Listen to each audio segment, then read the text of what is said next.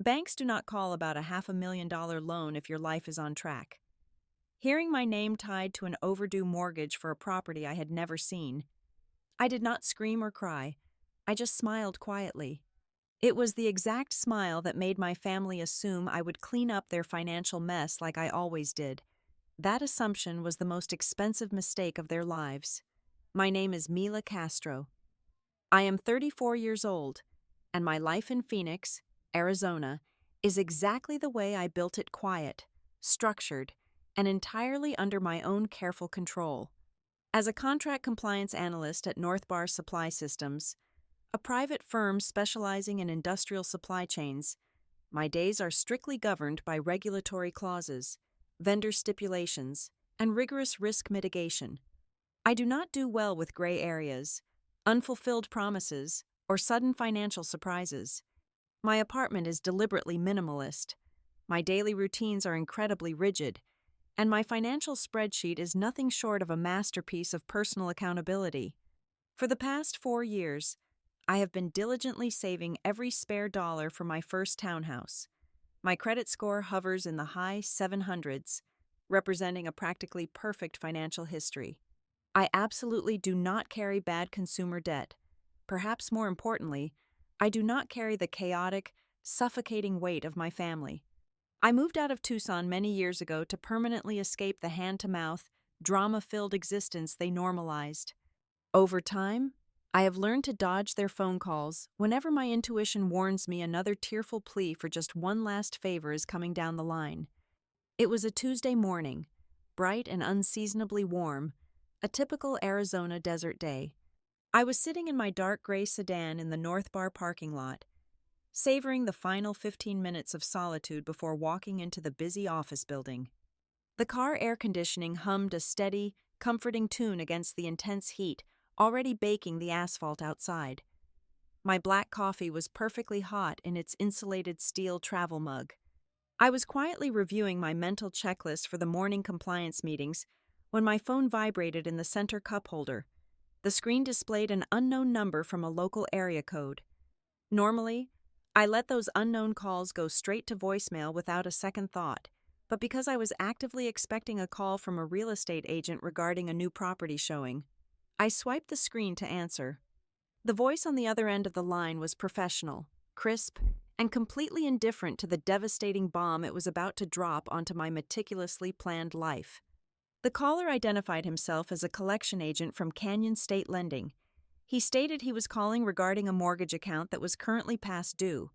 Not just mildly past due, he calmly clarified, but entering the dangerous territory of the third missed payment cycle. He then stated the principal loan amount was $500,000. I let out a soft, polite laugh, the kind of dismissive chuckle reserved for persistent telemarketers or obvious wrong numbers. I told him he had the wrong person. I patiently explained that I did not own a home anywhere, let alone owe $500,000 to a regional lender I had never even heard of in my entire life. But the agent did not apologize. He did not hang up the phone. Instead, the steady, rhythmic clicking of a computer keyboard echoed through the receiver before he coldly asked me to verify my identity. He read out my full legal name, pronouncing every single syllable perfectly. He read my exact date of birth. He recited my 9-digit social security number without a single hesitation or error. Then, he read an old billing address from Tucson, a cramped, run-down apartment I had formally moved out of over 7 years ago. My polite laugh died instantly in my throat. A heavy, suffocating silence filled the space between us. The cold reality of his words began to seep into the sealed, climate-controlled cabin of my vehicle, chilling me down to the bone. He went on to explain that the loan was originated slightly over 2 years prior. It was not a small, easily disputable consumer credit line. It was a massive commercial mortgage tied to a piece of real estate named Desert Bloom Ranch, located somewhere in the dusty outskirts of Prescott, Arizona. This was not a stolen credit card used to buy a flat-screen television or finance a quick weekend vacation. This was a colossal, life-altering, collateralized debt. A mortgage of this immense magnitude sitting in deep delinquency was nothing short of a financial death sentence. It was more than enough to completely detonate my pending mortgage pre-approval for the townhouse I had worked so incredibly hard for. It was definitely enough to trigger a severe background compliance review at my firm, potentially threatening my hard-earned career. I sat completely frozen in the driver's seat, paralyzed by a shock so profound it felt entirely physical. The car engine continued to idle smoothly. The air conditioning continued to blow frigid air directly against my face, but I felt intensely flushed, my skin prickling with a sudden, sick, nervous sweat. My analytical mind violently scrambled for a logical explanation. I asked him to repeat the primary name on the property deed, hoping against all rational hope for a simple clerical error, a suffix mix-up, a misspelled middle name, anything that would give me an exit from this nightmare. "Ma'am, you are the primary borrower," he stated, his voice utterly devoid of any sympathy or human emotion. Those words brutally shifted the axis of my world.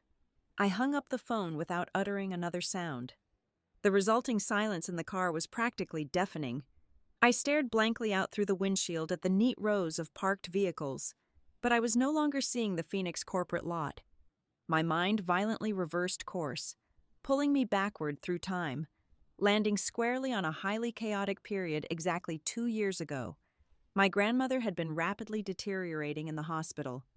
The entire family had been in a state of perpetual, loud, and thoroughly disorganized crisis.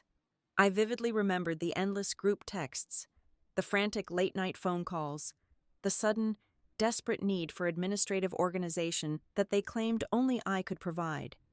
They had told me they desperately needed my documentation to handle her complex medical directives, to properly sort out the confusing estate papers, and to quickly process several urgent legal files. They said they needed me because I was the only one in the family with a pristine, unquestionable background.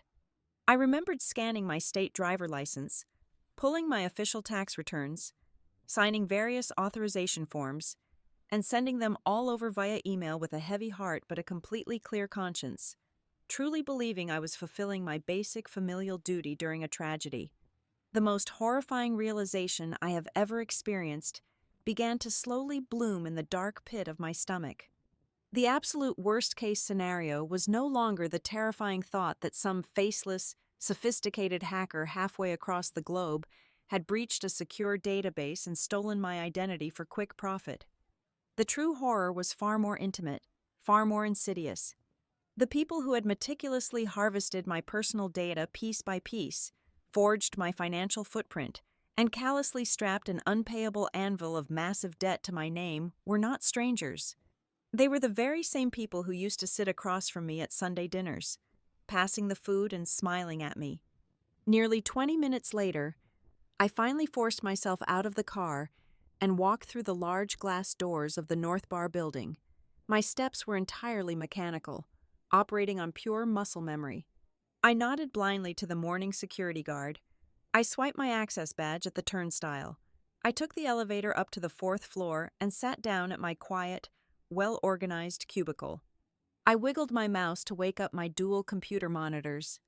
The complex compliance spreadsheets I had left open the evening before glowed brightly on the screens, filled with neatly organized data, vendor contracts, and routine risk assessments. But as I stared intently at the monitors, the sharp grids and solid numbers began to blur into a meaningless, watery haze. My hands rested flat on the cool laminate surface of my desk, trembling slightly despite my best efforts to keep them completely still. For the very first time in many years, the carefully constructed, impenetrable fortress of my independence felt like it was made of thin tissue paper.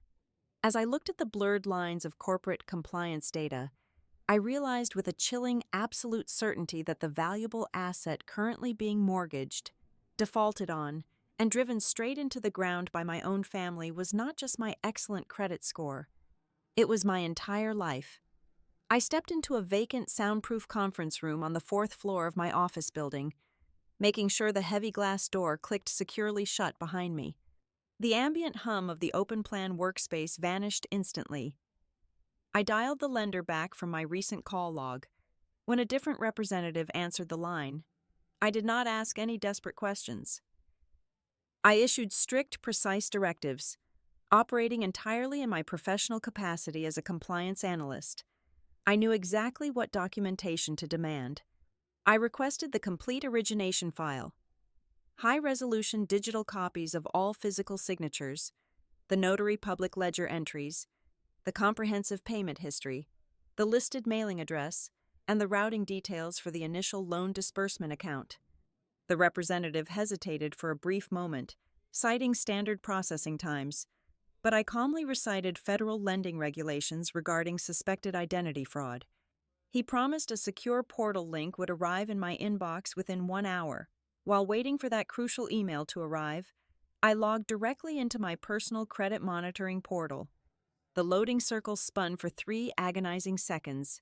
When the dashboard finally materialized on my screen, the number staring back at me felt like a physical blow to my chest. My flawless credit score, carefully nurtured into the upper 700s over many years of intense discipline, had plummeted by over 180 points. There it was, sitting like a malignant tumor under the real estate category, a primary mortgage originated exactly 24 months ago, now flagged in bright red for being 90 days past due. The outstanding balance was a staggering $492,000. Seeing it rendered in digital ink made it terrifyingly real. It was a financial crater deep enough to swallow my townhouse dreams and my future entirely whole. The secure email chimed at exactly 10:45 in the morning. I downloaded the encrypted file, a massive digital binder containing 112 pages of closing disclosures, deed of trust documents, and binding promissory notes. I scrolled straight down to the signature lines. At first glance, the cursive name looked remarkably convincing. It had the right forward slant and the correct looping style on the capital letters. But I analyze fraudulent vendor contracts for a living. I zoomed the document in to 400%. The forgery revealed itself in the kinetic energy of the ink. My real signature is a product of ingrained muscle memory. There is always a microscopic hesitation, a tiny pooling of black ink just before I strike the capital letter of my last name. The signature on the computer screen was far too fluid, too perfectly practiced. It was a careful tracing, executed by someone who had studied my handwriting for years but fundamentally lacked my biological rhythm. I moved on to the demographic data section. The primary contact address for the borrower was not my Phoenix apartment. It was a private mail drop box situated in a commercial strip mall in Prescott, Arizona. I had never set foot in that specific facility in my life. I had never paid a rental fee for that postal box. Then, I found the electronic document authorization log buried at the back of the file. Nestled in the metadata of the digital signatures was a recorded protocol address. I ran a quick geolocation trace on my second monitor. The server pinged directly back to a residential broadband provider in Tucson, precisely in the zip code where my parents owned their home. The exact timestamp on the digital execution was a Tuesday afternoon, exactly 2 years ago. I immediately opened my corporate travel calendar. During that specific week, I was attending a 3-day supply chain logistics summit in downtown Chicago. I had the flight boarding passes and hotel receipts archived to completely prove it. I was physically incapable of clicking that digital agreement from a Tucson internet network. The pieces were rapidly aligning into a horrifying picture, but I needed to understand the exact mechanics of the theft. How did they acquire the high-resolution identity documents required to underwrite a commercial loan of this magnitude? I opened my personal email archive and typed my mother's email address into the search bar. Filtering by attachments from 2 years prior, the thread surfaced almost immediately. The subject line read that it was urgent regarding grandmother's hospital papers. The tone of her message was dripping with manufactured panic and maternal sweetness. She had begged me to send a clear color photo of my driver license, my last 2 years of federal tax returns, and a scanned sample of my signature on a blank piece of paper.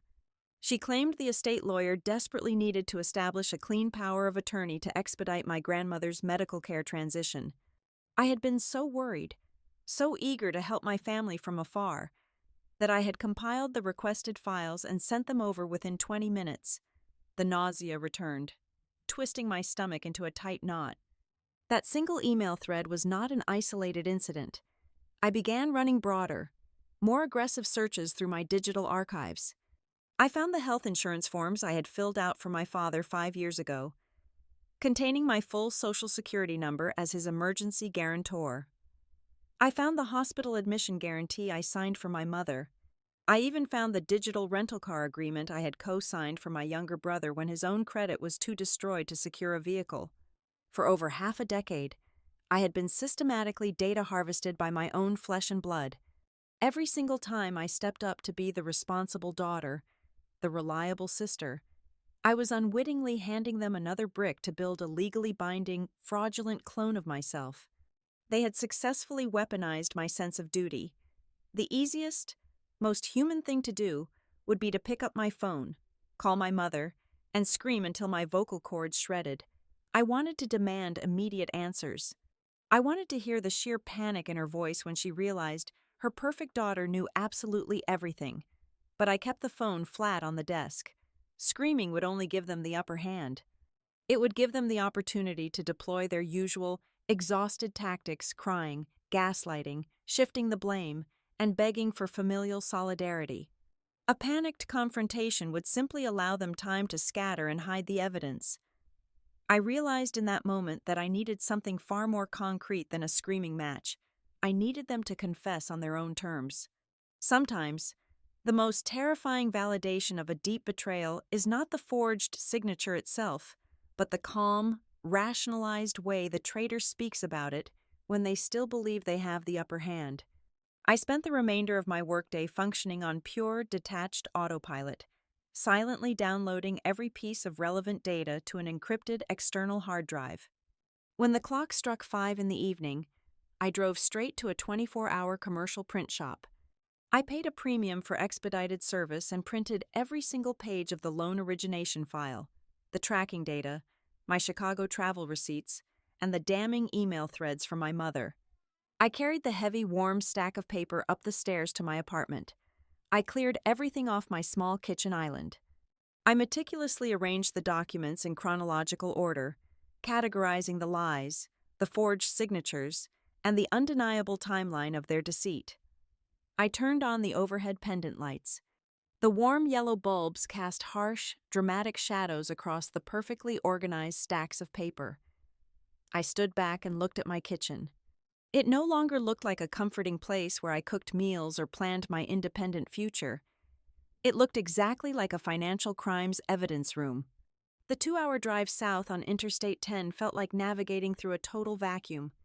The desert landscape blurred past my windows, a monotonous stretch of dry brush and fading sunlight, perfectly matching the hollow sensation expanding in my chest. My heavy leather tote bag sat securely buckled into the passenger seat next to me. Deep inside its main compartment, hidden beneath my makeup bag and a spare sweater, was the thick manila folder containing the printed evidence of my family committing financial treason against me. I pulled into the familiar concrete driveway of my childhood home in Tucson, just as the streetlights began to flicker on.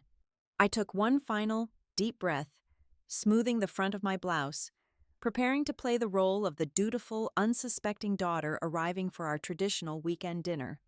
I walked through the front door, and the illusion of domestic warmth hit me immediately. The house smelled exactly the way it had for the last 20 years. The rich, spicy aroma of roasted green chilies and melting cheddar cheese drifted off the kitchen stove. My mother, Teresa Castro, was humming a cheerful, upbeat melody while pulling a massive glass baking dish of her signature enchiladas from the oven. She greeted me with a flour-dusted embrace, her eyes crinkling with what looked like genuine maternal affection. My father, Rafael Castro, sat quietly at his designated spot at the head of the dark wooden dining table, nursing a cold bottle of beer and watching a muted sports channel on the small corner television. Across from my empty chair sat my younger brother, Roman Castro. He was intensely focused on his smartphone, his thumbs moving in a rapid blur. Next to him, his wife, Paige Holloway, was busy arranging the silverware and folding the paper napkins with an aggressively bright, entirely artificial enthusiasm. Everything was suffocatingly normal. As we sat down and began passing the heavy plates of food around, Roman immediately launched into a passionate, animated monologue about what he kept vaguely referring to as the new family project. He talked about vendor contracts, landscaping timelines, and marketing demographics with the unearned confidence of a man who had never actually succeeded at any business venture. Paige chimed in every few minutes, practically vibrating with excitement as she discussed rustic wedding aesthetics, custom linen color swatches, and high-end catering options. She spoke as if they were brilliant entrepreneurs standing on the absolute precipice of a massive, life-changing breakthrough. I sat there, chewing my food mechanically, forcing my dry throat to swallow. The sheer, unadulterated normalcy of the scene playing out before me felt less like a family gathering and more like a high-tension psychological horror film. I waited. I let them enjoy their meal. I let them paint their delusional pictures of future wealth and success. I waited patiently until the plates were mostly cleared. The noise level dropped, and Teresa began pouring hot coffee into our ceramic mugs. I placed my silver fork down on the edge of my plate. I rested my hands in my lap, keeping my posture entirely relaxed. I looked toward the center of the table, avoiding direct eye contact with anyone specific, and kept my voice incredibly light, conversational, and almost breezy. Does anyone want to explain to me why I currently owe $500,000 for a property called Desert Bloom Ranch? The casual clinking of porcelain mugs and silver spoons stopped instantly. Roman froze completely rigid, his thumb hovering paralyzed in the air just above his glowing phone screen. Paige let out a very short, very sharp intake of breath, her bright smile snapping off like a broken light switch. Raphael slowly and carefully placed his half-empty beer bottle down onto a cork coaster, staring intensely at the paper label. The silence that rapidly stretched across the dining room was incredibly dense, heavy, and suffocating. It was far louder and far more violent than any screaming match could ever hope to be. I sat perfectly still, waiting for the inevitable denial.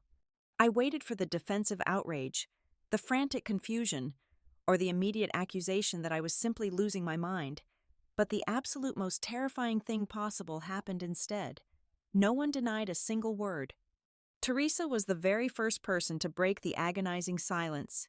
She let out a soft, almost martyred sigh, wiping her hands slowly on her stained apron. She looked across the table at me, not with any recognizable form of guilt or remorse, but with a strange, pleading pragmatism. She leaned forward and softly explained that they were simply borrowing my clean financial profile to secure the future of the entire household.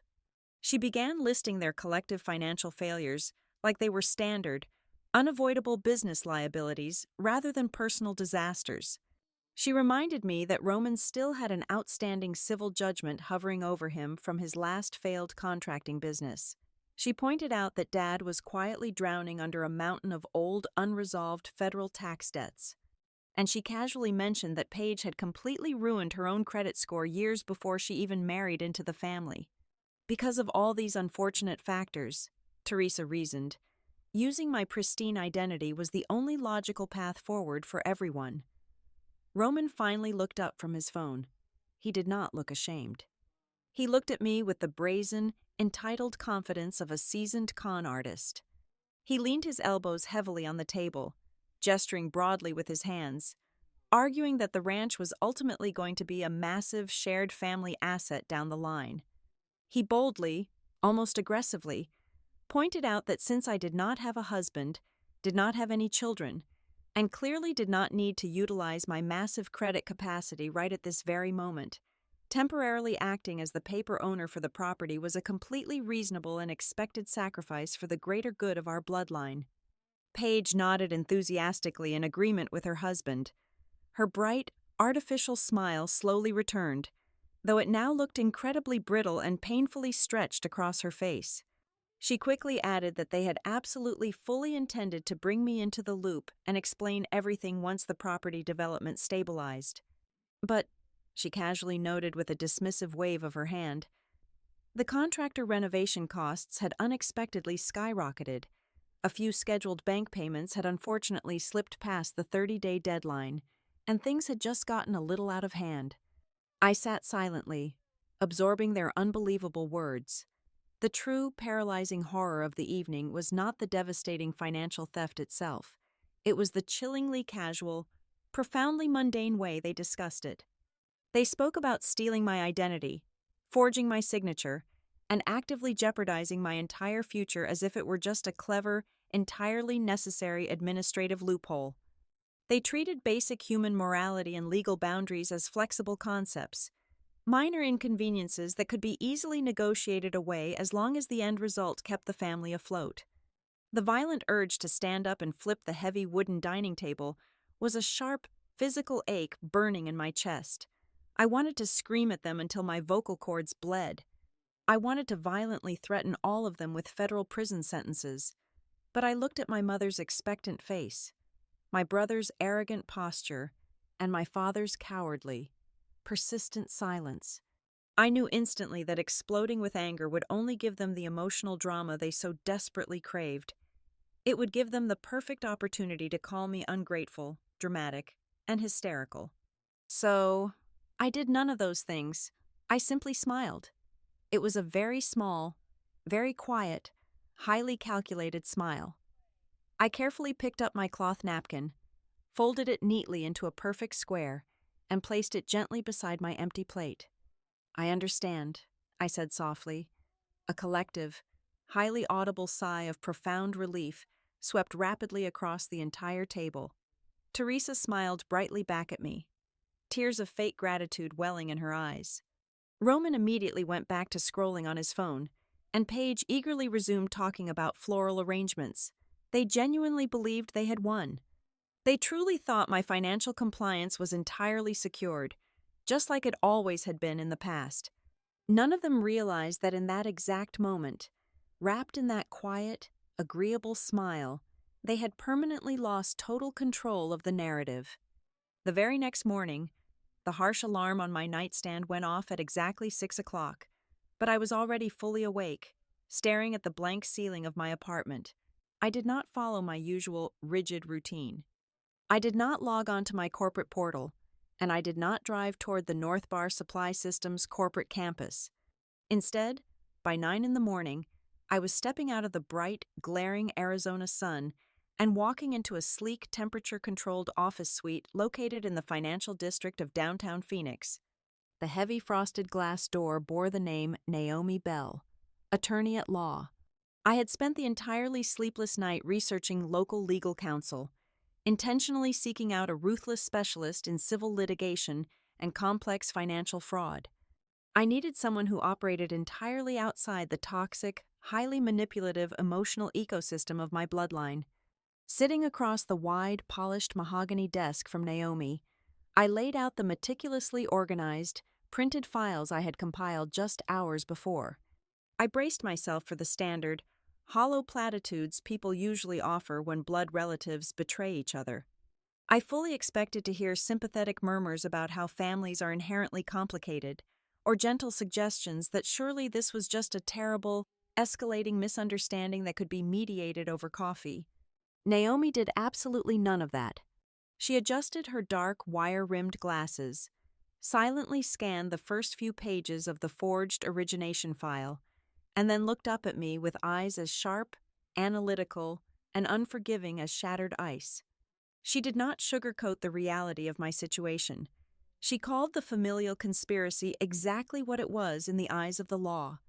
She stated clearly and without hesitation that we were looking at a coordinated campaign of aggravated identity theft, deliberate signature forgery, organized notary fraud, and the unauthorized, malicious exploitation of personal data to secure fraudulent credit.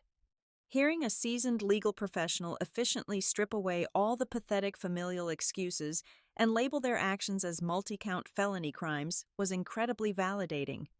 It was the exact anchor of reality I needed to stop feeling like a victim and start operating like an adversary. We immediately shifted my posture from passive shock to active, tactical combat. Within the first hour of our lengthy consultation, I was on my mobile phone, placing a hard, impenetrable security freeze on my credit profiles across all three major national reporting bureaus. Meanwhile, under Naomi's strict procedural guidance, we drafted and dispatched a formal aggressive dispute notice to Canyon State Lending via certified overnight mail. The legal document was a calculated preemptive strike, formally demanding an immediate, comprehensive preservation hold on their entire origination file. We specifically and aggressively mandated the secure retention of all digital communication logs, Internet Protocol address histories, surveillance camera footage from the physical notary location, and the granular, bank-to-bank financial routing history of the initial loan disbursement funds. A part of me, fueled by a decade of repressed anger, wanted to burn their entire fraudulent operation to the ground immediately. I wanted to serve them with papers before lunchtime. But Naomi raised a steady, cautious hand, advising strongly against launching a full-scale, highly visible offensive right out of the gate. Her proposed strategy was far more patient and infinitely more lethal. She instructed me to let my family continue believing I was still the soft, compliant, easily manipulated daughter who was simply taking a few days to deliberate the best way to help them fix their mess. She explained that panicked criminals immediately hire defense attorneys and cover their tracks, but comfortable, arrogant criminals talk freely.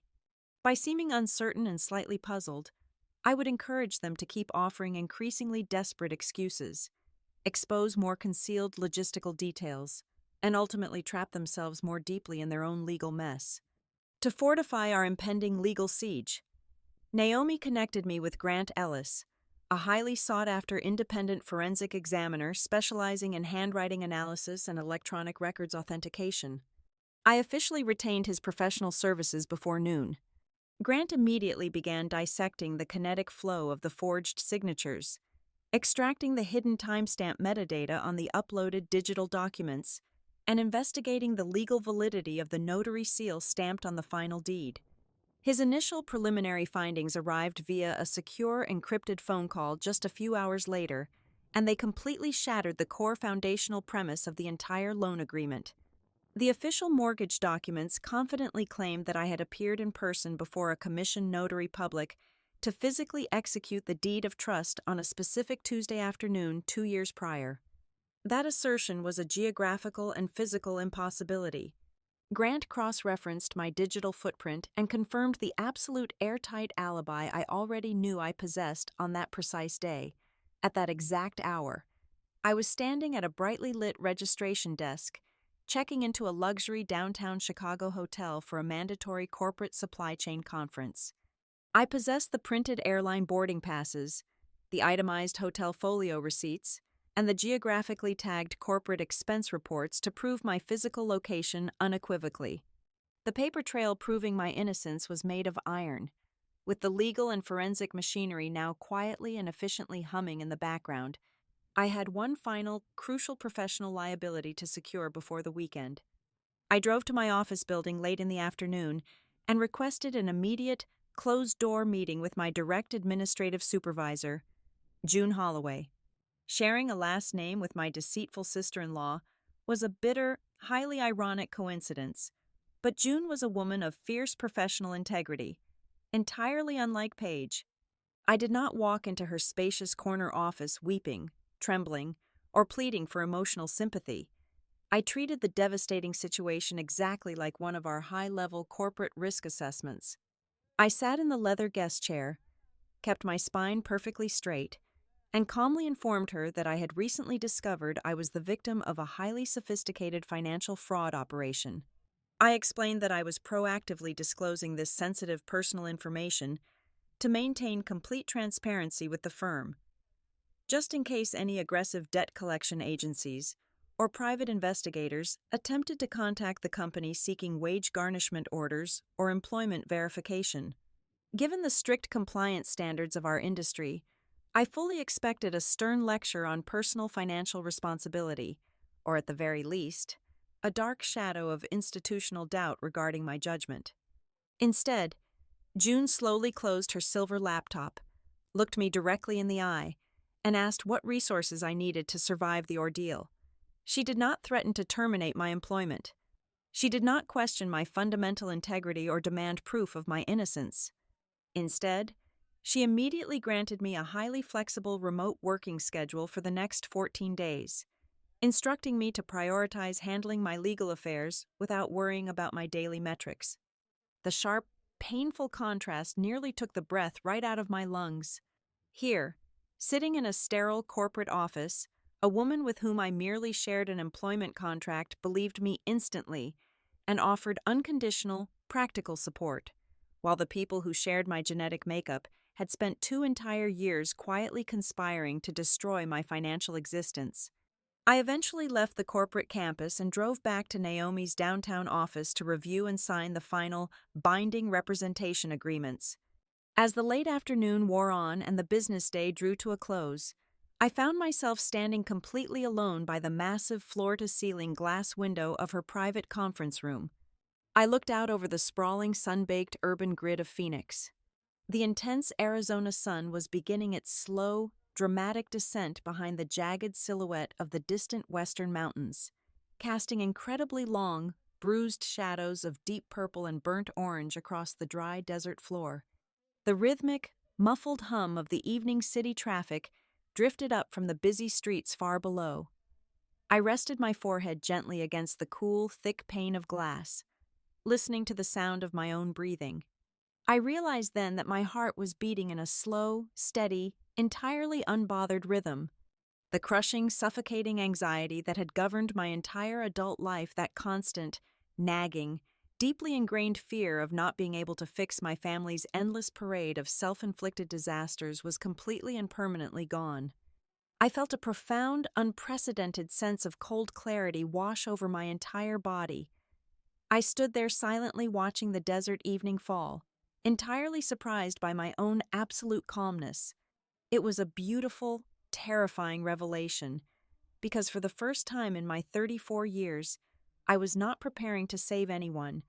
I was preparing to ruin them. It took exactly 48 hours of absolute silence on my end to make them sweat just enough, but not enough to panic.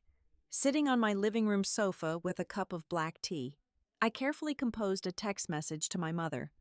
I kept the language deliberately passive, compliant, and deeply resigned. I typed that I had thought about our dinner conversation extensively. I stated that I absolutely did not want to make a massive, public spectacle out of this terrible situation, and that I was willing to sit down, look at their financial projections, and figure out a practical way to handle the repayment internally as a family. I hit send and watched the delivery notification appear. The response arrived in under 2 minutes. It was a flood of crying emojis, fervent expressions of gratitude, and a deeply predictable message about how they always knew I would understand the bigger picture. They were overjoyed. In their minds, my temporary silence was simply my standard cooling-off period. They genuinely believed my carefully calculated text was the white flag of surrender they had been waiting for. By noon the following day, Roman pulled up to my apartment complex to personally escort me to the property. He did not arrive in his usual battered sedan. He arrived in a brand new, fully loaded, heavy-duty black pickup truck with premium leather seats and a towing package that he clearly did not need for city driving.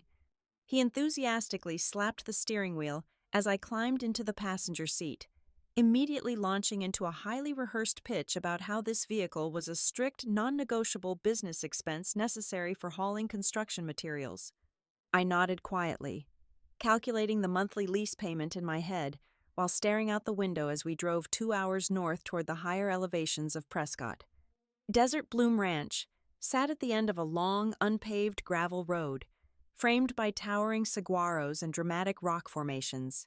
Roman parked the pristine truck next to a massive, custom-carved wooden sign bearing the ranch logo in elegant, expensive gold lettering. He practically vibrated with arrogant pride as he led me onto the grounds, spreading his arms wide to introduce me to what he confidently called the definitive future of our entire bloodline. The property consisted of a sprawling, partially renovated main lodge and 3 smaller, detached guest casitas. A large, aggressively landscaped outdoor patio had been designated as the premier wedding venue. However, As Roman guided me through the dusty hallways and freshly painted rooms, the cold, analytical part of my brain began to aggressively catalog the glaring discrepancies. I had expected to see a desperate, bare-bones operation of families struggling to flip a distressed property with cheap materials and elbow grease. Instead, I saw a suffocating display of absolute financial vanity. I saw custom-milled mahogany bar tops in the main entertaining area. I saw high-end, imported European light fixtures hanging from the exposed wooden beams. I saw a massive, commercial-grade kitchen outfitted with luxury appliances that none of them actually knew how to operate. The most sickening discovery was a detached side room that Paige had entirely commandeered for herself. It was fully converted into a boutique photography studio, complete with professional backdrop rigging, expensive lighting umbrellas, and customized acoustic paneling. The more I looked, the more the sickening truth solidified in my stomach. This was never a desperate, collective lifeboat designed to save our family from financial ruin. It was a lavish, delusional lifestyle upgrade, fully funded by the unauthorized auction of my personal identity. The absolute confirmation of this reality arrived later that evening. I was back in my apartment, sitting at my kitchen island with my secure laptop open. Naomi had successfully executed the preservation demand, and the lender's legal department had reluctantly surrendered the complete disbursement ledger for the mortgage.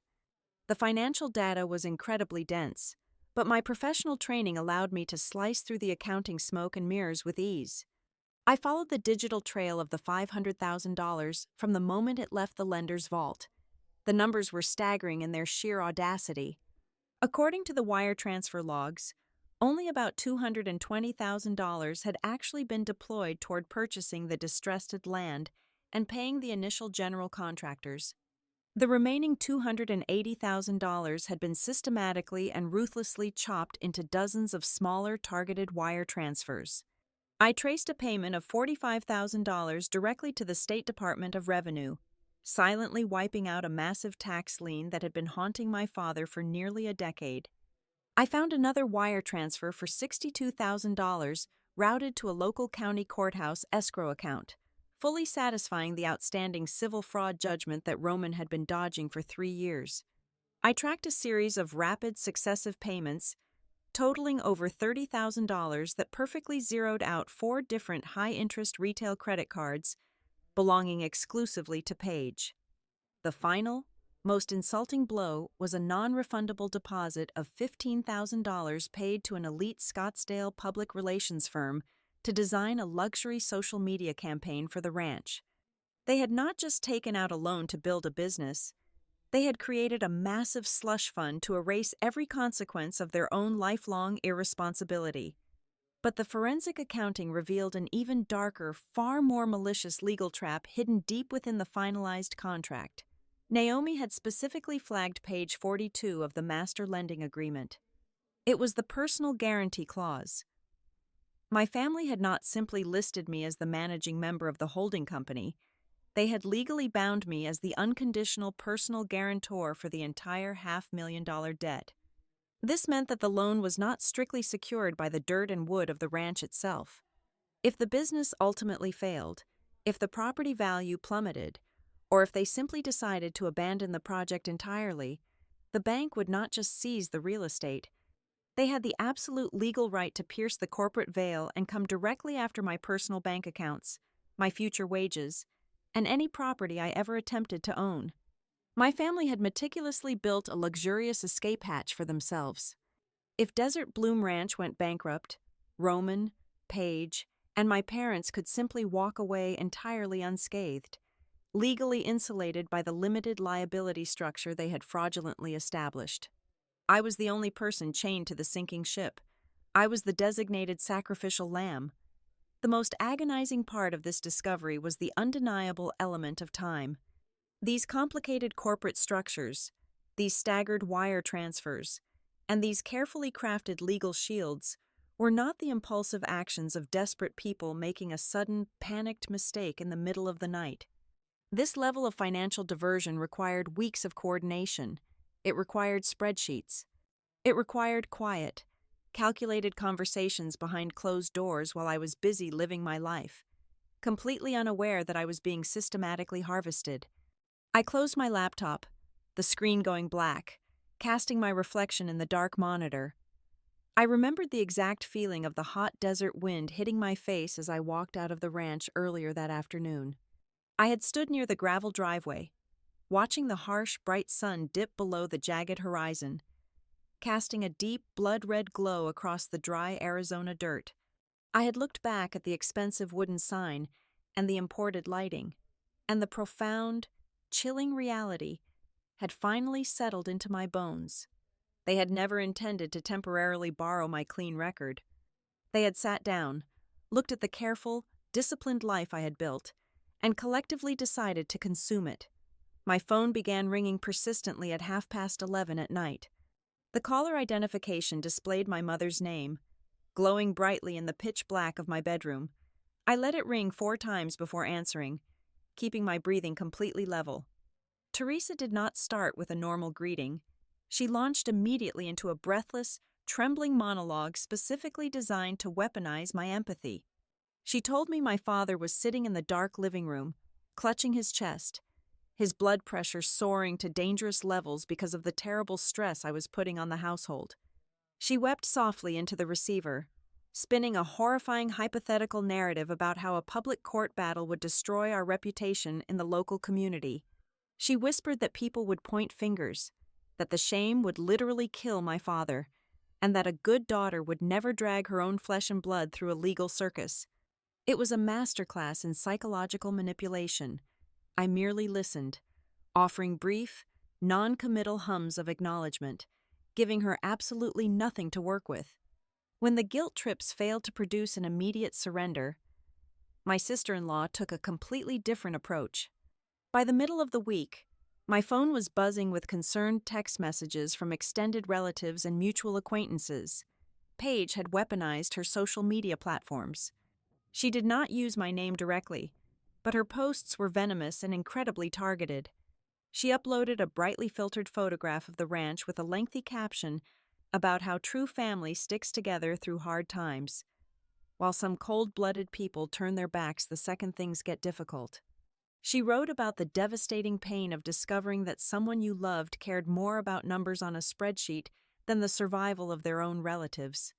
The comment section was a feeding frenzy of gossiping cousins and friends offering their blind support to Paige. My silence on the matter only emboldened them further, because I did not publicly defend myself or retaliate. The entire family collectively decided that their coordinated pressure campaign was actively working. They genuinely believed I was buckling under the weight of the social isolation and the familial guilt. They could not have been more wrong. While they were busy drafting passive-aggressive internet posts and staging late-night medical emergencies, I was sitting in my attorney's secure office, unearthing the darkest layer of their conspiracy yet. Naomi Bell slid a single, heavily redacted piece of paper across her polished desk. It was a rejected draft of a secondary deed of trust pulled from the lender's internal correspondence files. I stared at the legal description of the collateral property, and the blood instantly drained from my face. It was not the Prescott Ranch. It was the legal parcel number for the pristine 8 acres of untouched desert land I had inherited directly from my grandmother. My family had not just stolen my credit profile to fund their delusional business venture. When the initial loan application required additional asset collateral, someone in my family had quietly attempted to mortgage the only pure, untainted thing my grandmother had left me. The only reason the lien had not been fully executed was a stroke of sheer bureaucratic luck.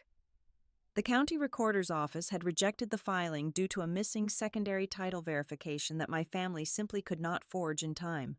Staring at that rejected document shifted my anger into something entirely cold and absolute. This was no longer a desperate, temporary gamble to float a bad investment. This was a ravenous, deep-rooted greed. They had actively tried to consume my past, my present, and my future without a single ounce of hesitation. The final, sickening piece of the puzzle clicked into place later that same afternoon. Grant Ellis, the forensic document examiner, called with the official identification of the rogue notary public who had certified my forged signature on the primary loan documents. I had assumed they hired a shady, off-the-books professional who asked no questions for a large cash bribe. The truth was far worse. The official notary stamp belonged to Sylvia Keene, Aunt Sylvia. She was my mother's first cousin, the cheerful woman who brought homemade potato salad to every single Thanksgiving dinner. The woman who had mailed me a $20 bill for every birthday until I turned 18.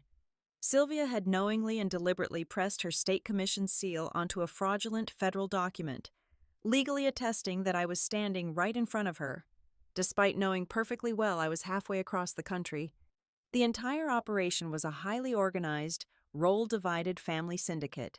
Teresa was the gatherer, sweet-talking me out of my personal data under the guise of medical emergencies. Roman was the architect, structuring the fake business entity and securing the funds. Paige was the consumer, aggressively burning through the stolen money to fund her luxury lifestyle. Sylvia was the corrupt official, providing the crucial legal legitimacy, and my father, Raphael, was the silent enabler, turning a blind eye to the massive felony happening under his own roof. They were all completely complicit, and they were about to make one final, fatal mistake. On a Friday evening, Roman arrived unannounced at my apartment. He did not bother knocking. He just aggressively buzzed the intercom until I led him upstairs. He marched into my living room, carrying a thick, freshly printed stack of legal documents inside a blue manila folder. He dropped it onto my coffee table with a heavy, authoritative thud. He did not look apologetic. He looked deeply annoyed, like a manager dealing with an insubordinate employee. He launched into a fast-paced, high-pressure sales pitch disguised as a peace treaty. He told me that this entire situation had dragged on long enough and was causing unnecessary stress for our mother. He explained that the papers on the table were a simple, straightforward debt restructuring agreement. He promised that if I just signed these new forms, the bank would lower the interest rate, the past due balance would be rolled into the back end of the loan, and the aggressive collection calls would stop immediately. He looked me dead in the eye and delivered his soft, manipulative threat. "Just sign this, Mila," Roman said, his voice dripping with condescension. "Sign this, and everything goes away. No one gets investigated. No one loses the property. Dad's blood pressure goes down, and we can finally go back to being a normal family. It is just one single signature." He was asking me to voluntarily legitimize the entire fraud. He was demanding that I officially ratify the stolen debt, permanently binding myself to their financial catastrophe with full, knowing consent. He stood there, practically vibrating with arrogance, waiting for me to pick up the black pen resting on top of the folder. He expected the obedient sister to cave. I looked down at the fraudulent restructuring documents. Then, I looked up at my brother's incredibly confident face. I did not yell. I did not throw the papers back at him. I simply offered him a very slow, very calm smile. But this time, I knew with absolute certainty that the storm was finally ready to break. I did not sign the thick stack of legal papers Roman had aggressively dropped onto my coffee table.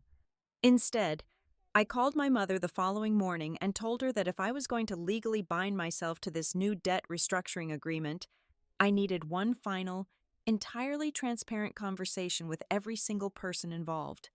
Teresa, desperate to lock down my signature and deeply believing I was simply looking for a little familial hand-holding to ease my anxiety, eagerly agreed. She rapidly organized a private, closed-door dinner at her house for the very next evening. She even took the initiative to invite Aunt Sylvia, claiming we needed all the key players in the room to make me feel completely comfortable. It was the absolute perfect cast for the psychological play I was meticulously preparing to direct. Before making the long drive down to Tucson, I sat in Naomi Bell's secure office to review the strict legal parameters of our trap. Naomi carefully explained the state laws regarding electronic surveillance. Because Arizona operates under a one-party consent statute, I had the absolute legal right to secretly record any conversation I was actively participating in, regardless of whether the other parties were aware of the device. We did not leave a single detail to chance. I installed a highly secure, encrypted audio application on my mobile phone, configuring it to automatically synchronize every recorded byte directly to a remote cloud server. As a secondary, fail-safe measure, I taped a remarkably small, high-definition digital audio recorder into the interior lining of my tailored blazer. I was walking directly into the lion's den, but I was the only person armed with the truth. The atmosphere inside my childhood home that evening was incredibly thick with a suffocating, entirely artificial warmth. My family had laid out a lavish spread of food, treating me less like the victim of a massive financial crime and more like a hesitant venture capitalist they desperately needed to charm. I took my designated seat at the dining table, resting my mobile phone face down right next to my water glass. I kept my posture relaxed, my voice soft, and my questions remarkably short. I did not accuse anyone of lying. I did not threaten police involvement. I simply acted like a confused, overwhelmed woman trying to fully grasp the intricate mechanics of a complicated business deal. I looked directly at my mother, adopting a tone of gentle, genuine confusion. I asked her why they had to use my specific identity in the first place, rather than just waiting a few years to rebuild their own credit profiles. Teresa smiled warmly, reaching across the table to pat my hand with sickening maternal affection. She delivered the most repulsive justification with the soothing, gentle cadence of a bedtime story. She told me that traditional banks simply do not understand true entrepreneurial spirit. She explicitly stated that lenders naturally trust people like me safe, predictable corporate employees with boring office jobs, far more than they trust real business innovators who actually take bold risks. In her deeply twisted mind, stealing my identity was not a felony. It was just a clever, necessary strategy to outsmart a broken, unfair financial system. Roman scoffed loudly, clearly irritated by my perceived lack of basic business acumen. He leaned back heavily in his chair, aggressively waving his dinner fork in the air as he admitted the hard, undeniable financial facts of his own failures. He bluntly stated that if he had applied for a commercial mortgage under his own name, carrying his extensive history of civil judgments and defaulted personal loans, the bank would have slapped them with a 20% interest rate, or simply rejected the entire application outright. He looked at me with pure, unadulterated entitlement, loudly declaring that secretly utilizing my spotless credit profile was simply the most logical, cost-effective solution for everyone sitting at the table. He was openly admitting to federal bank fraud, completely convinced he was just explaining smart accounting practices to a novice. I slowly shifted my gaze toward Paige, who was eagerly sipping a large glass of red wine. I asked what the ultimate exit strategy was supposed to be, pretending to be deeply worried about carrying this massive debt burden for the next 30 years. Paige practically tripped over her own words in her desperate rush to reassure me. She excitedly blurted out that they had a rigid timeline already in place. They fully intended to aggressively market the property, secure a massive buyout from a larger hospitality investment group, and sell the entire ranch within exactly 12 months. She beamed at me, proudly stating that once the property sold and the loan was entirely paid off, I would have never even needed to know the full details of the transaction. It was a spectacular, unforced error. With that single, careless sentence, Paige completely destroyed any potential legal defense of a simple family misunderstanding. She had just verbally confirmed, on a high-definition audio recording, a deliberate, premeditated conspiracy to actively conceal a $500,000 commercial loan from the primary borrower. The conversation naturally steered toward the logistical hurdles of the forged paperwork. I let a subtle, calculated note of betrayal enter my voice. I looked directly at Aunt Sylvia, who was quietly cutting her roast beef, and asked how my own family could manage to fake my physical presence on binding legal documents. I asked if they had hired a corrupt stranger off the street to look the other way. Sylvia immediately bristled, her professional pride visibly wounded by the suggestion that they would need to rely on an outsider. She angrily slammed her knife down onto her ceramic plate. She fiercely defended her loyalty, snapping that she had been helping this family sign tricky legal papers for over 15 years. She proudly declared that she always made sure her official notary stamps looked perfectly legitimate, so no one at the county clerk office would ever ask any difficult questions. In her desperate attempt to prove her worth to the family hierarchy, she had just gleefully confessed to a decade-long pattern of systematic, institutional notary fraud. There was only one missing piece left on my mental checklist. I turned my absolute attention to the head of the table, focusing entirely on my father. Raphael had been sitting in his usual, cowardly silence, letting the women and his aggressive son do all the heavy lifting. I softly asked the group how they had managed to keep the late payment notices completely hidden from me, considering the lending institution usually mails aggressive warning letters to the borrower's primary residential address. The dining room grew uncomfortably quiet for a brief moment. Raphael finally cleared his throat, entirely unable to meet my eyes. He stared down at his lap and muttered his final confession. He admitted that he was the one who personally drove 2 hours north to the private mail facility in Prescott every single Friday afternoon.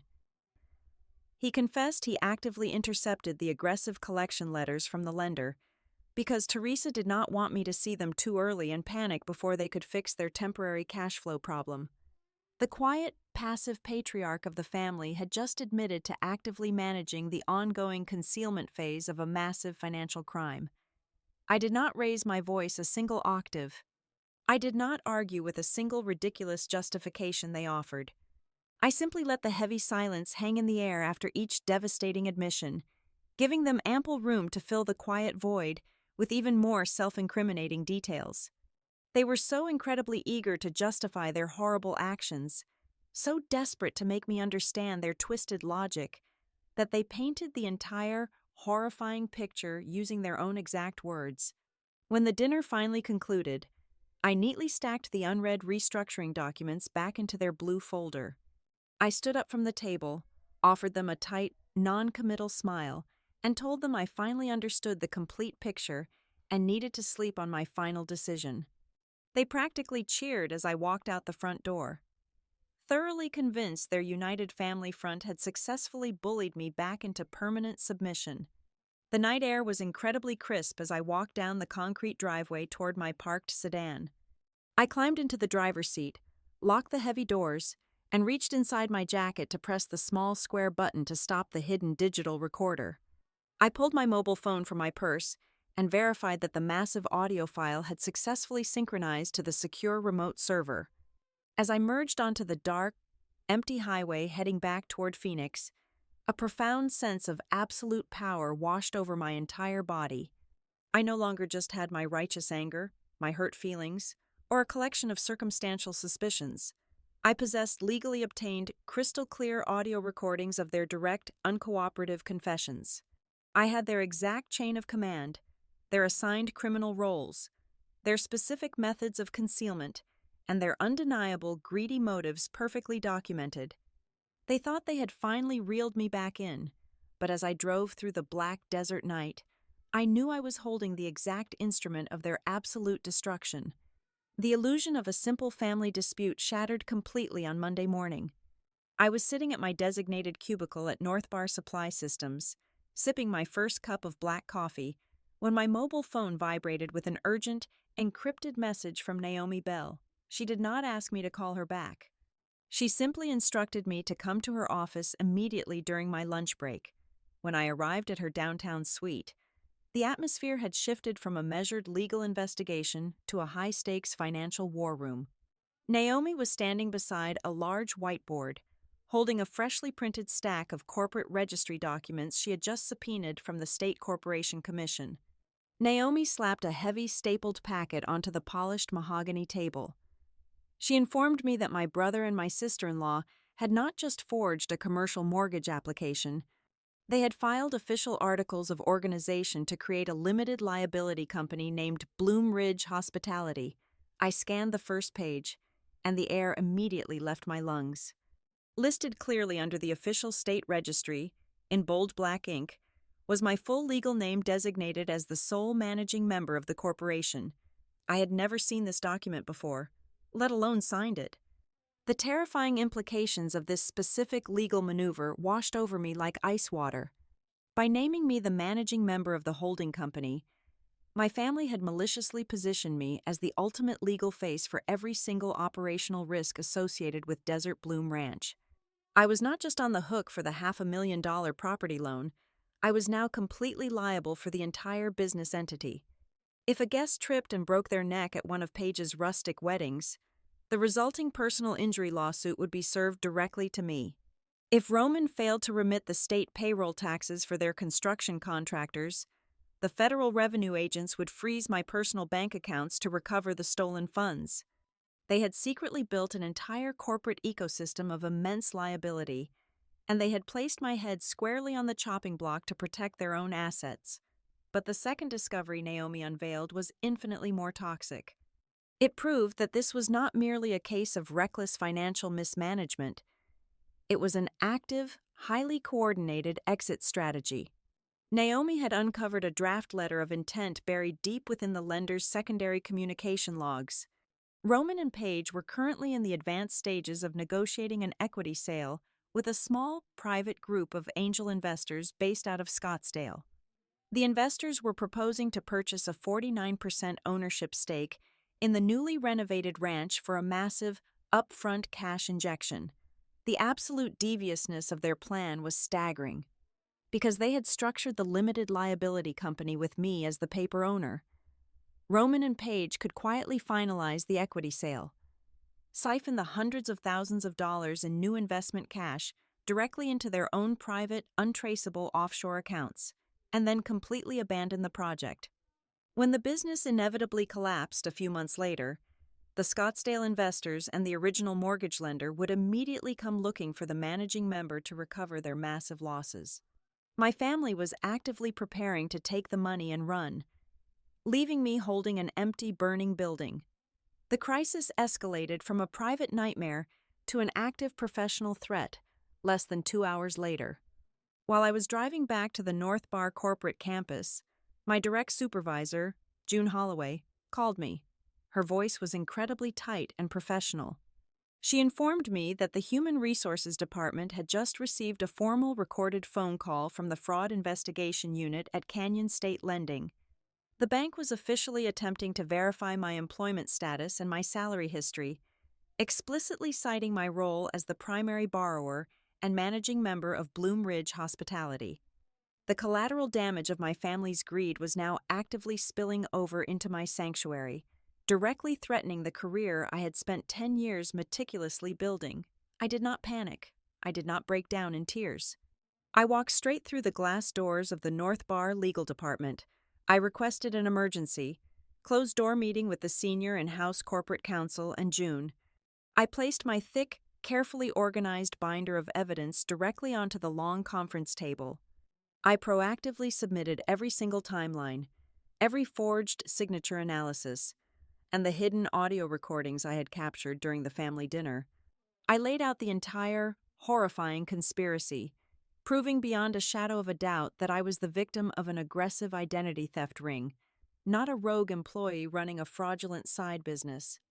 The response from the corporate legal team was a masterclass in ruthless corporate efficiency. They did not distance themselves from me.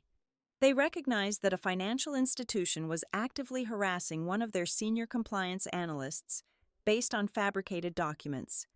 The lead corporate attorney immediately drafted a cease and desist mandate to Canyon State Lending, heavily implying severe corporate litigation if they continued to contact North Bar regarding the fraudulent debt. Furthermore, June and the legal team officially documented their absolute willingness to cooperate with any federal or state law enforcement agencies.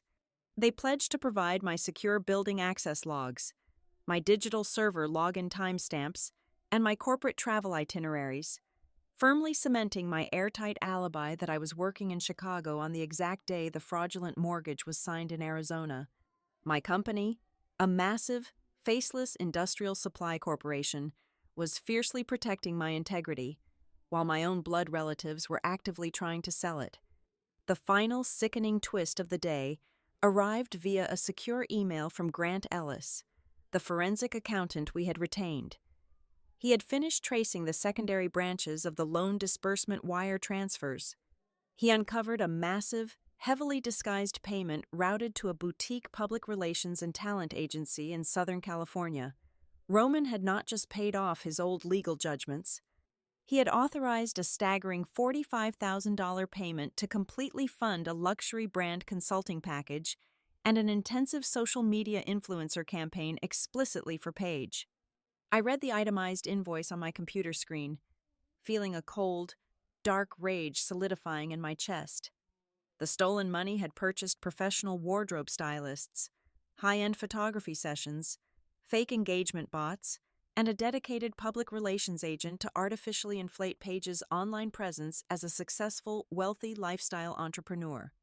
They had practically destroyed my entire financial existence just so my sister-in-law could play pretend on the internet. They had not stolen my identity to keep the family afloat during a desperate crisis. They had stolen it to live like rich people. Sitting in the quiet solitude of my apartment that evening, my core objective fundamentally shifted. My goal was no longer simply about untangling my name from the forged mortgage documents or repairing my damaged credit score. I wanted to completely eradicate the hypocritical, manipulative mask of family loyalty they used to justify their crimes. I wanted to drag their vanity, their greed, and their profound betrayal out into the blinding light of a public courtroom. I was going to make sure that every single person in their carefully curated social circle saw exactly who they truly were. The phone rang. Breaking the heavy silence of my living room, it was Naomi. Her voice was sharp, utterly devoid of any hesitation, and completely ready for war. She had reviewed the investor documents and the influencer invoices. "Now we do not just have fraud," Naomi said. Her tone as cold and precise as a surgical blade. "We have motive, a pattern of concealment, an intent to flee." My mother called me on a Tuesday evening, her voice a meticulously crafted masterclass in manufactured vulnerability. She begged me to attend the grand opening gala that Roman and Paige had hastily organized for the upcoming Saturday night. She framed the entire event as a crucial healing moment for our fractured family. She pleaded softly over the phone receiver, her tone dripping with fake maternal desperation. She promised that if I could just show up, smile for a few professional promotional photographs, and quietly sign the final, purely symbolic power of attorney forms that Roman needed to satisfy the new investors, we could all finally move past this shameful phase of our lives. I did not argue with her. I did not demand any apologies, nor did I ask for a single financial concession. I simply told her that I would be there, in their deeply arrogant minds. My quick compliance was the ultimate victory. They genuinely believed that the prodigal, obedient daughter had officially surrendered and returned to her designated place as the family shock absorber. They were entirely focused on picking out the perfect shade of cocktail napkins and hiring acoustic guitarists, completely oblivious to the legal bloodbath Naomi Bell was quietly orchestrating behind the heavy oak doors of her downtown office. While my family was busy selling a dream, my attorney was building an inescapable cage.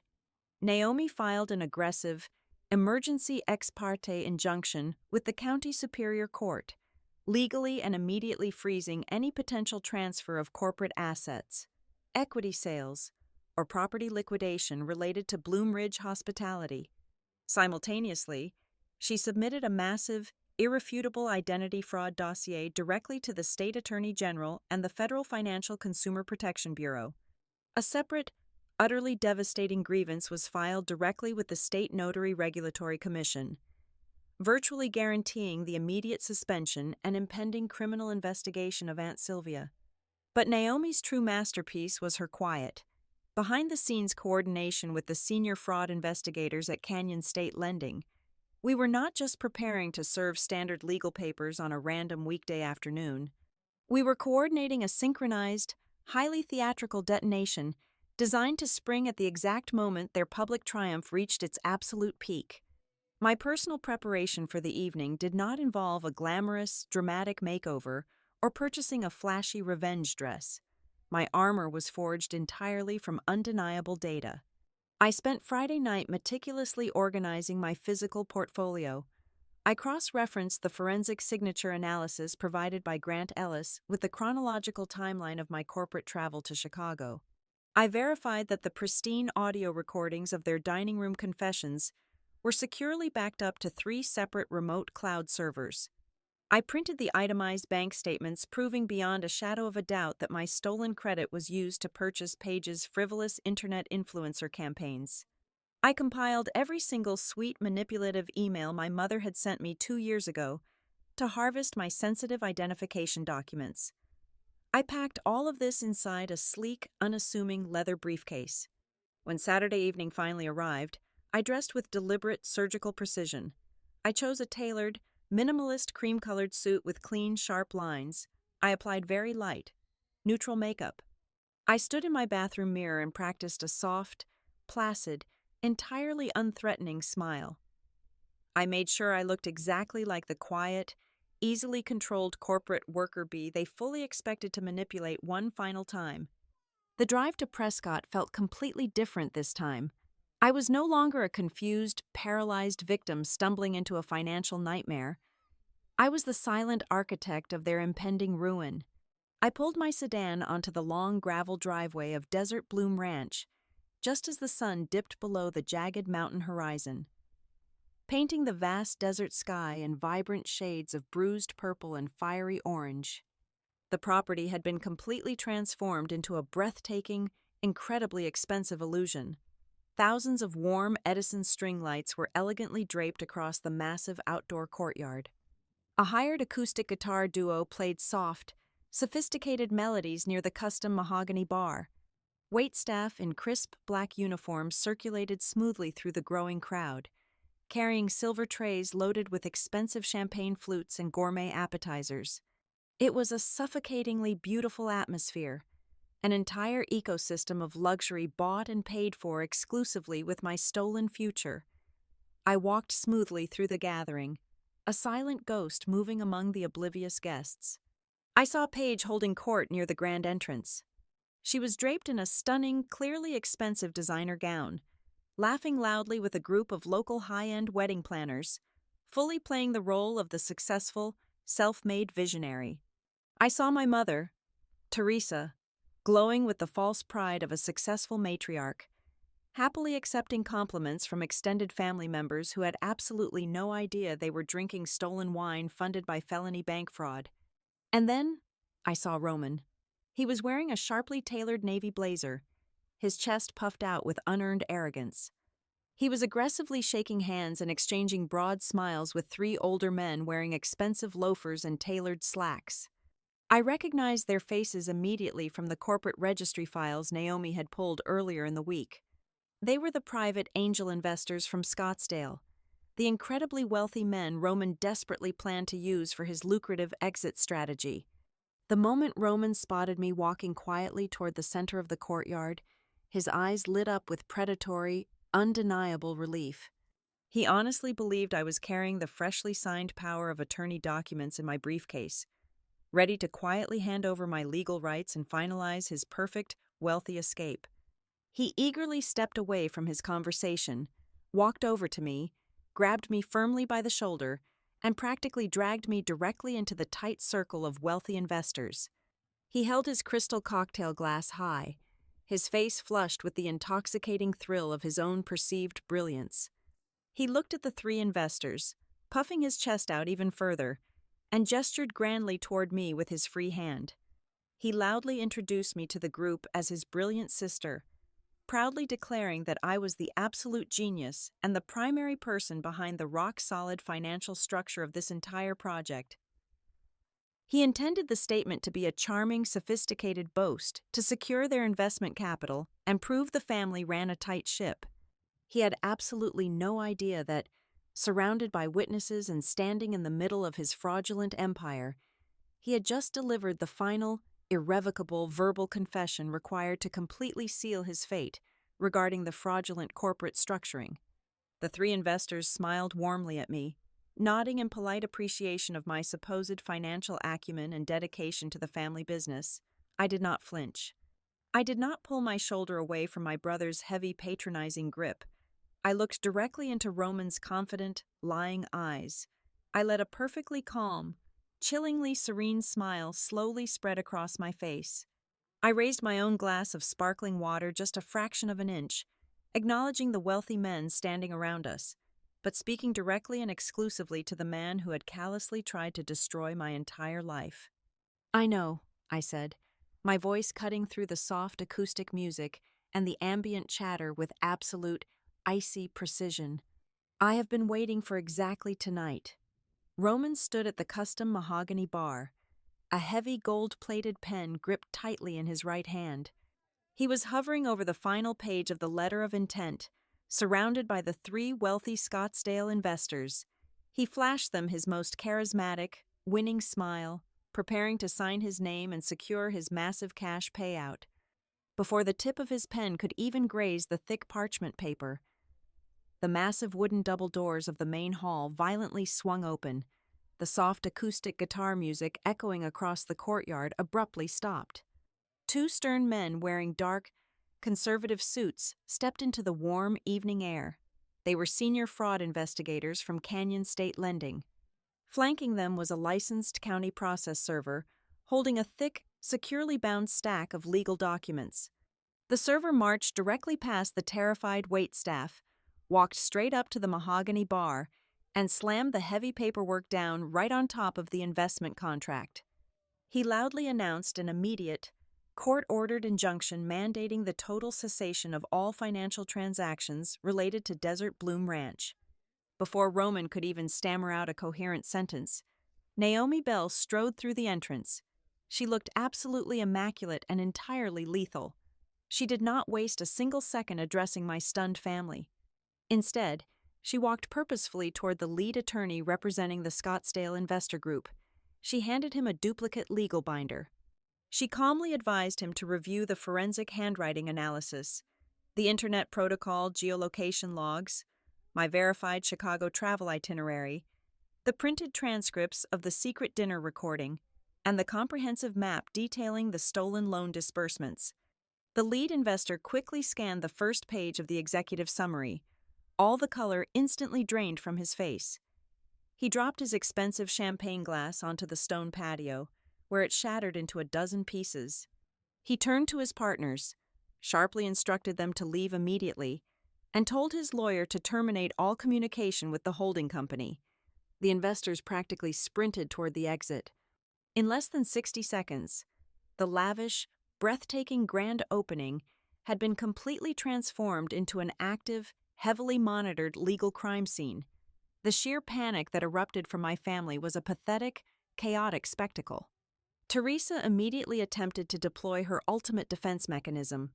She placed a hand over her heart, tears pouring down her cheeks, and cried out that I was turning against my own family over nothing more than a minor clerical mix-up. Naomi did not even flinch.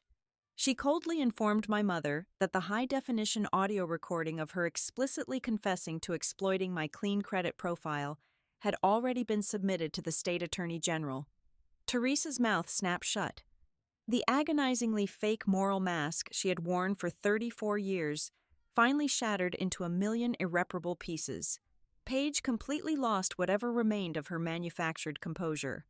She abandoned her elegant hostess persona and began screaming at the top of her lungs, screeching that everyone would have been rich if the deal had simply gone through. I did not argue with her. I smoothly opened my leather briefcase, pulled out the printed banking statements, and dropped them onto the bar top right next to her designer clutch.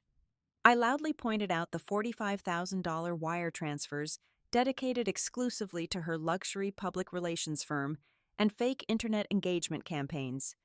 The hard paper evidence proved to everyone watching that she was not an innocent victim of her husband's bad business acumen. She was an active, greedy co-conspirator, happily burning through stolen money to fuel her vanity. But the absolute most devastating betrayal of the night did not come from me. It came from my father. Raphael had spent his entire life hiding in the shadows of his wife's manipulations and his son's arrogant failures. Seeing the investor money vanish and the fraud investigators sealing the exits, he realized he was about to be dragged down into federal prison alongside them. Trembling violently, sweating through his dress shirt, Raphael reached deep into his interior breast pocket He pulled out a small, heavily worn leather notebook and shoved it frantically into Naomi's hands. It was a secret, handwritten ledger. He had meticulously documented the true destination of every single stolen dollar, keeping it hidden as a desperate insurance policy against his own family. That tiny, battered notebook completely locked the vault on any potential legal defense they might have attempted to build. The fallout over the next several weeks was absolute, swift, and merciless. The State Regulatory Commission formally suspended Aunt Sylvia's notary license, pending a full criminal review. Canyon State Lending issued a legally binding decree releasing me from all financial liability associated with the forged mortgage, while the federal authorities took over the active fraud investigation. A Superior Court judge immediately granted our request to place a strict legal monitor over the holding company, entirely stripping Roman and Page of their ability to hide, transfer, or liquidate even a single bar stool from the property. In the final, court-ordered settlement, the county forced the ranch into a heavily supervised judicial sale. The massive proceeds from the liquidation were aggressively prioritized. The funds first satisfied the legitimate, original mortgage debt. The remaining equity, combined with the severe punitive damages levied against my relatives, was utilized to completely reimburse my legal fees and formally repair the devastating damage inflicted upon my credit reports. Roman, Page, and my parents were left standing in the ashes of their fake empire, completely isolated and facing a terrifying wave of impending civil judgments and state criminal indictments. On that chaotic night of the grand opening, before the police arrived to officially secure the premises, I looked at my mother, my brother, and my sister-in-law one last time. They looked incredibly small, pathetic, and entirely broken. I did not scream in their faces. I did not cry. I simply looked at them and delivered the only sentence they would ever need to hear from me again. Family is not a place where you make withdrawals using my name. Fast forward exactly 7 months later, it is a brilliant, cloudless Tuesday morning in Phoenix. I am standing in the sunlit kitchen of a beautiful, newly constructed townhouse. I signed the final closing documents using my own perfectly restored credit profile, securing the exact, low-interest mortgage rate I had worked a decade to earn. I hang my shiny new house key on a small brass hook mounted beside the front door. I pour myself a fresh cup of hot black coffee and lean against the pristine granite countertop. I listen to the absolute, uninterrupted silence filling the rooms of my new home. I take a deep breath, and for the very first time in my entire existence, I finally understand the truth. This quiet, still feeling in my chest is not loneliness, it is freedom. Thank you so much for listening to this entire story. Please leave a comment down below letting me know where in the world you are listening from so we can connect and share our thoughts together. Do not forget to subscribe to the Zoe Revenge Stories channel, like this video, and support the channel even further by pressing the hype button so this story can be heard by many more people.